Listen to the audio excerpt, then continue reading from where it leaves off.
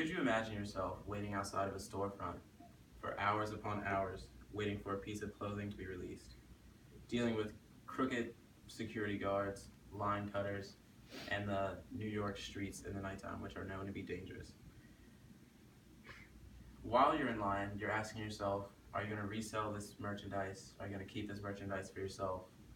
How much is too much to pay for a hat? How much to pay is too much for a t-shirt? How much is too much to pay for a sweatshirt? Individuals go through this every Thursday when there's a Supreme drop just to get their hands on a piece of merchandise that is so exclusive that it's almost like being in a secret club just to own a piece of its apparel. Today I'm going to inform my audience about Supreme's underground reselling economy. First, let's look at the background of Supreme. The first Supreme store was opened in 1994 by founder James Jebbia.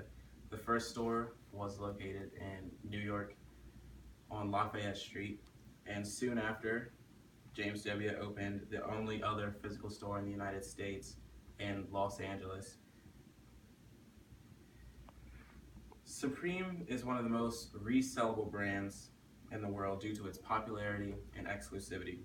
Supreme has remained so relevant as a brand through the years because of its ease to wear, and because that is a melting pot of culture and streetwear which appeals to people of all walks of life.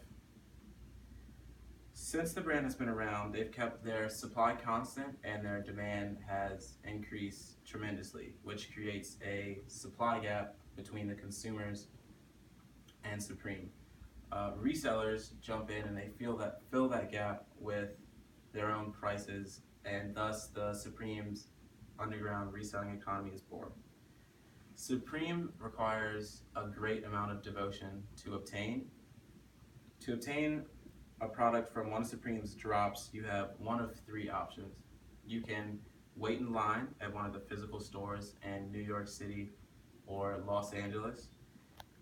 You can try your luck online before all the items inevitably sell out, or you can try your luck in Supreme's underground reselling economy with the resellers' markup prices and astronomical prices.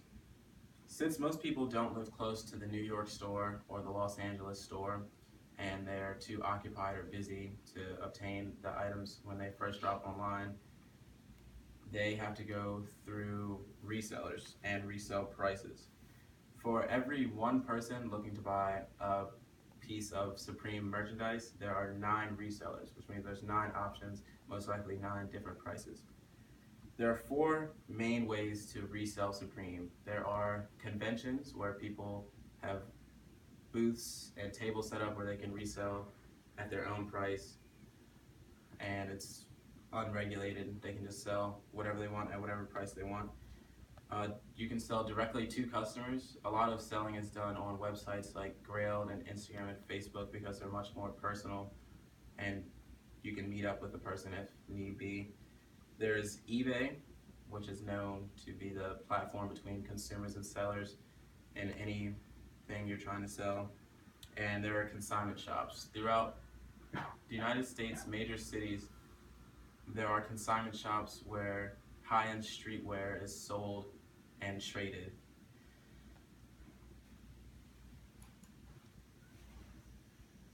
Here I have a Supreme hat from last year's summer drop. I purchased this hat for $50 when it came out, with $5 shipping, so $55 total. And on eBay, Grailed, and all the other reselling sites, this hat is marketable for anywhere from $80 to $110 if I decided to sell it.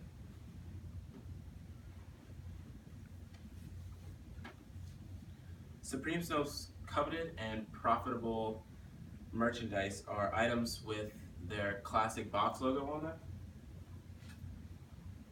Supreme has this box logo which they put on items, and the prices are jacked up immensely. This hat I purchased for $60 with $5 shipping, and it'll run on reselling websites for anywhere from $120 to $160 if I decided to resell this one. The logo was inspired by Barbara Kruger's propaganda art back in the 70s. Supreme has done a lot of collaborations with other clothing companies and streetwear brands such as Comme des Garçons, North Face, and Nike, which also tend to sell for a lot more. Unfortunately, I don't have any of those pieces because they are extremely hard to obtain. Supreme's underground reselling economy is delicate and can be disrupted easily sometimes. For example, when there is a drop and an unexperienced reseller goes in, buys a sweatshirt, and is trying to make a quick buck, they can turn around and sell it for maybe $10 of the profit, $10 profit, and if you sell for that little amount of money, people are going to see that and want the same price, which drives down the price of all the goods that came out and the value of that specific item. When founder James Jebbia was asked how he feels about people reselling his brand and the whole underground Supreme reselling economy, he had this to say: "I don't like it very much, simply because we try our best to make our clothing affordable for young people. After all, Supreme is a skate brand, and when I do see our things on eBay, the prices are normally at least double what they should be. Basically, I don't like people getting jacked for a t-shirt. I much prefer if someone buys something from us that they plan on wearing it and not selling it." Now we can look at how reselling can actually be profitable and the many ways people do profit off of it.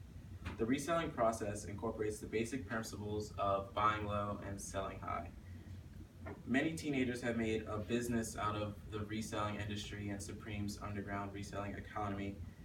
Some sit in line for other people, and those resellers who pay kids to sit in line for them will base how much they pay them off of the item they're getting, how many they're getting, the hype around it, and how anticipated it is.